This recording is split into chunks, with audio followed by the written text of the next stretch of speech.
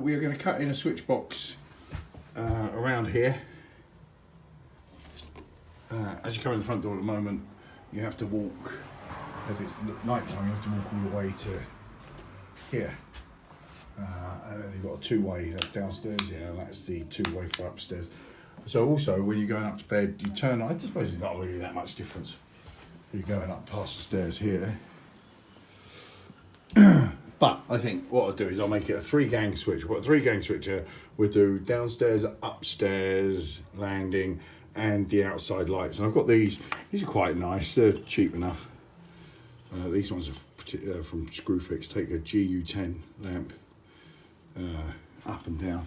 What we've got here, we've got a lava and plaster wall here. So what we'll do is we'll drill through and we'll try and get into the cavity of this, and that'll get us a switch line down, and then we'll go down under the floor, and I'll have to chase this side because this is a brick wall. So let's start off by marking out the switch box, cutting that.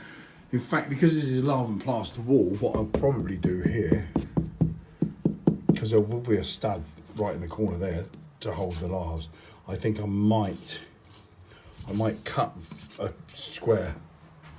I'll cut a square from there to and then just put a new sheet of plasterboard in and plaster that over.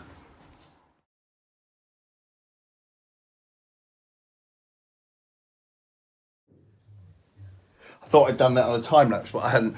So I've used my multi-tool to cut that box out. Now I was talking about taking that out and putting a new piece of plasterboard in, but as it should happen, there's a stud that runs right there, which is perfect. I will fix my metal box into that. And I was going to say that I was using the multi-tool, but there's zero teeth left on it, so I practically burnt through there. And it reminded me, years ago, I was working in a house with a friend of mine, and there was a void, a lava and plaster void, and I was smoking, and my cigarette dropped, and it fell down the void, which was full of 150-year-old timber shavings and bits and pieces. I had to pour so many glasses of water down there, and I couldn't go home for hours just in case it caught fire.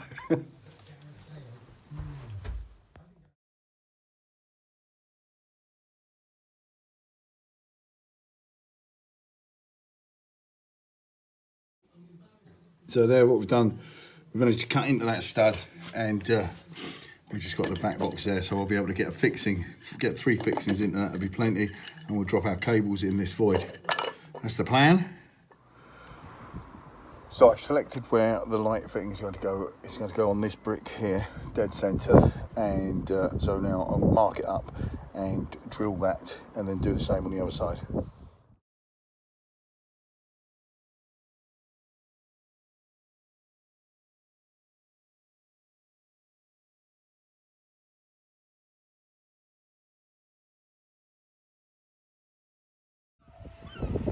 What you can do, you can use maths and work out exactly the angle you need to put that drill in so that it comes out in the void, or you can guess it and just miss it ever so slightly and come out behind the lava, which is what I chose to do. Actually, it turns out my estimation was perfect, but I just didn't stop drilling in time. So that hole comes right out in the void. We're going to push a bit of cable through and see if we can get it into here.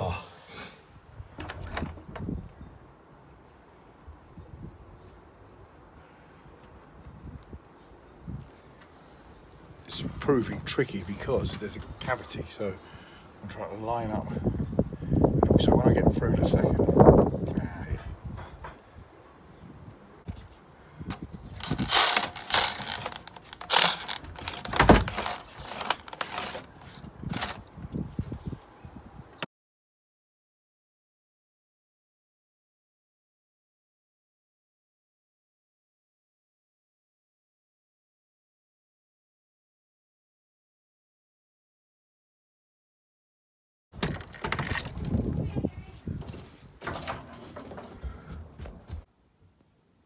So I'm really struggling. I've had to break that out. So what I'll do is we'll try it in a way. We've got a bit of old trunking lid here. Hello, what is that? Aha, that is a bit of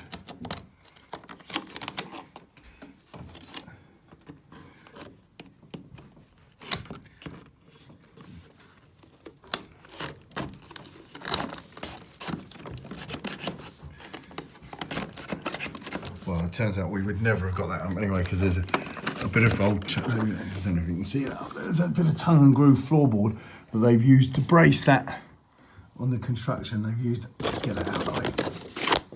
They've used to brace that like a spacer, like a noggin between the two. So, what I might have to do is make this a little bit wider, but it's not the end of the world.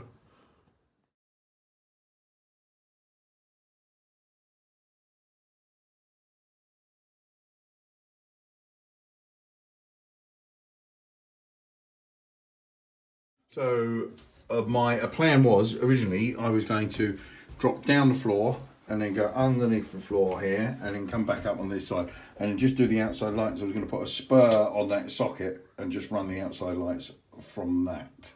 But I've lifted this carpet up and there's lino underneath and this grill's fixed down and I'm not sure how, and so I think it's going to be a bit of a chew on to get in there. So what I'm going to do now is I'm going to do the other option is I'm going to run through the ceiling void by lifting the floor upstairs and then come down that way, which is, I suppose there's not much in it really, except that room there is the office and it's full of stuff and I just can't be arsed.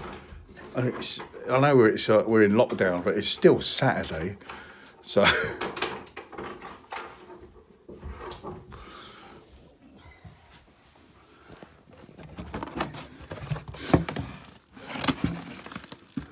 Ooh, nice joinery. What have we got here? Oh, that's quite handy, isn't it? You help me to get the floor out. Can you not? Adam, what are you doing?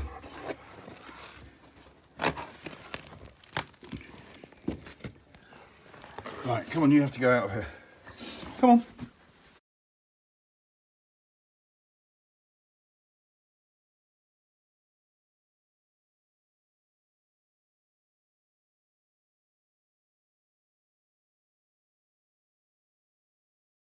And sometimes you get lucky, and here is an example of that. We've lifted the board to get down, look, and if you look down there, look, that light shining between the lathes is the where we've cut for the switch box. So that's where we need to get our cables through. It's a pity we haven't got any insulation for these pipes, just to, well, the board comes up easy enough. We'll make sure we do that another time. One of these bits, it's a Bosch. It's made by these bits are fantastic. They pull and cut and they stay sharp for ages. And when I think in my life the amount of joists I've drilled through, I probably could have saved a month of my life if I had had one of these when I was younger, instead of spade bits and the like, and sharpening different things up. Now this, I'm going to try and get the drill underneath and drill there. I'm far enough down that I should miss any nails. Right, I'm going to need two hands for this.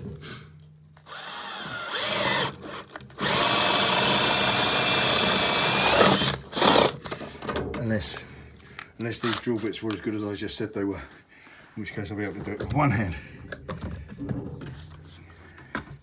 Well, it won't fit in that side, but we know it'll fit in this side.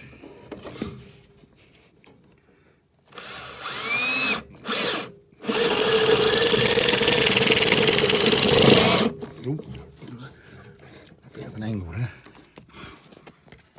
I can't do it. I lied. I can do it with my right hand, but I can't do it with my left hand.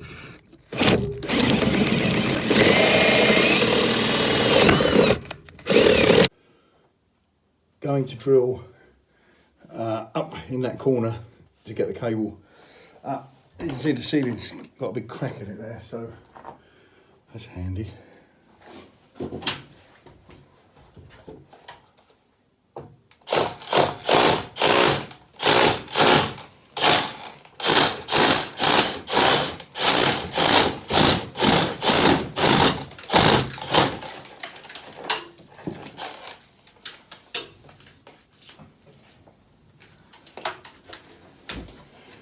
Slightly bigger crack now.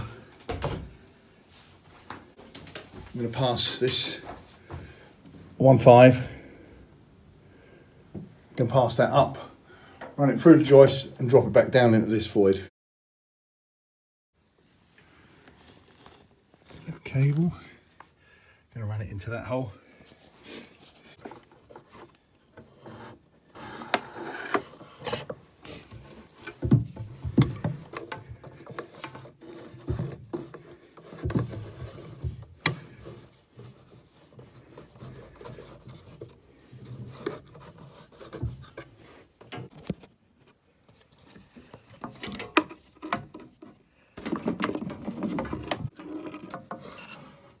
You see that's looking down the void between the lard and plaster. You probably can't see it now because I put the light on the camera. Still going to drop that cable.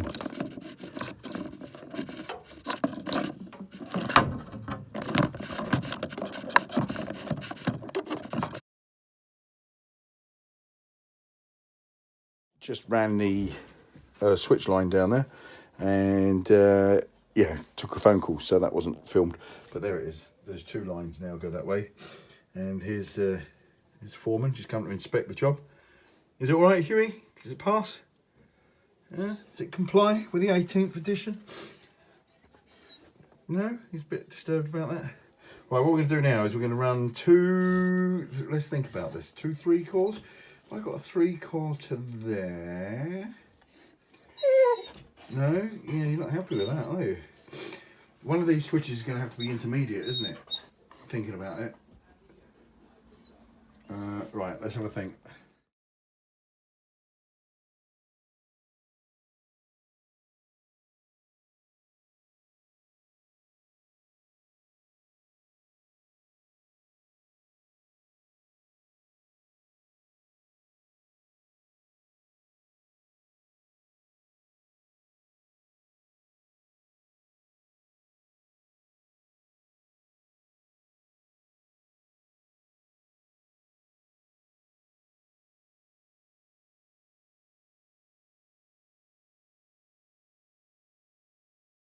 So we've lifted the board here, and what we've got is, that's where the wall is, and you've got a 3-core and a 2-core, a 3.5 and twin and a half going down for the switch position. But this new switch position, when we do the renovation, is going to move to over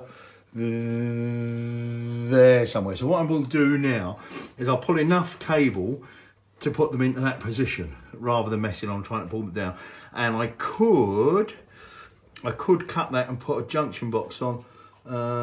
Whether will I bother? I don't know. The most important thing for me at the moment is just getting the cable in. I can close that wall up downstairs then. Right, let's do that. Right, so this is where we are at. We have lifted a board in the hallway, and I haven't got any cable rods because I left them at Ben Norris's house about 15 years ago. They're white. I don't know if he's still got them. We've got some flexible pipe. We've just thrown that through, and that's come up here. Saved me lifting all of the floor.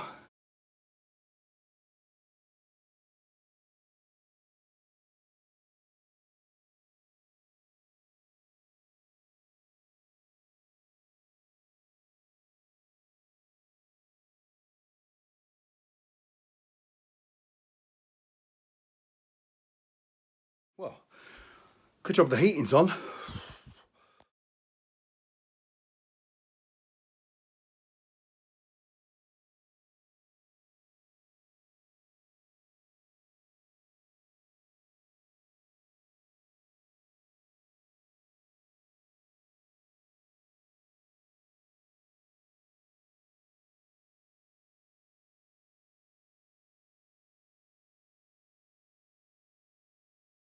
So now we've got our 2 3-cores and a 1.5 switch line. It's just for a manual override for the 2 outside lights. So I've just put them in temporarily so that I don't have to come back here when we move the stuff in the hallway. And that there is the 1.5 2.5 for the light, which comes down on that side. So we'll get these 3 cables through here, and we'll put the switch box on, and then we'll start on the other side. I'll do this in time lapse because I reckon it's going to be a right calm.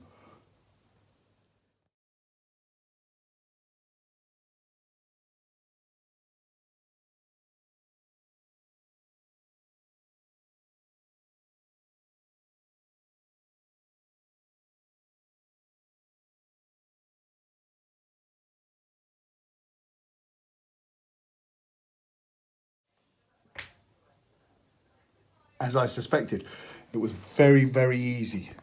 Ta-da! Now to do the other side that we marked up earlier.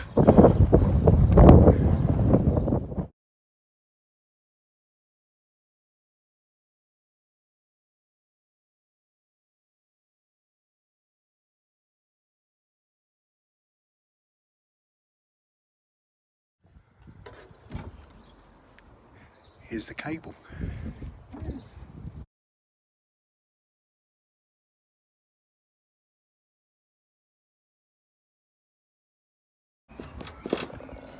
Right, we're going to mount the lights now. We're going to do it one-handedly. Handed. It seems to have taken an awful long time to do this. If I wasn't filming it or looking after a dog at the same time, probably do it in about the same time actually.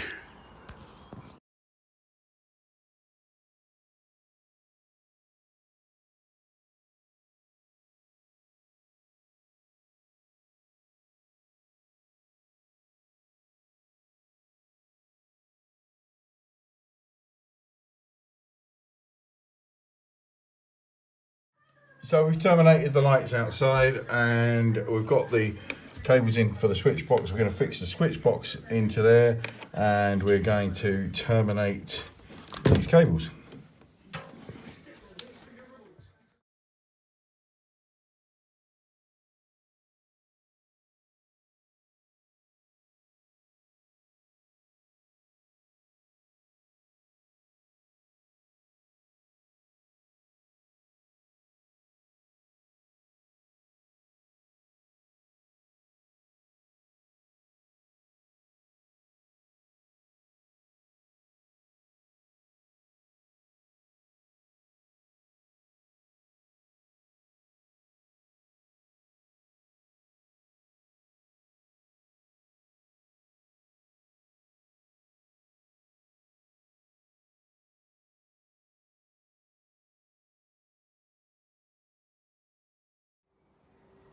And there are the finished lights. Unfortunately,